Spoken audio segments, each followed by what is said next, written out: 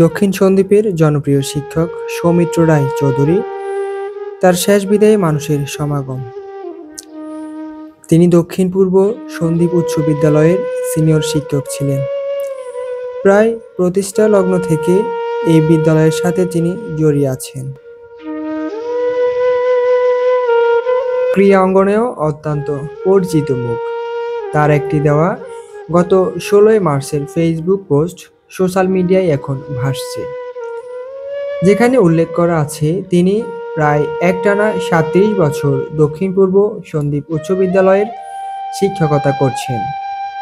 আগামী 31শে ডিসেম্বর 2025-এ তিনি শিক্ষকতা পেশা থেকে অবসর নেওয়ার একটি স্ট্যাটাস দেন, যে স্ট্যাটাসটি এখন অনলাইনে ভাসছে।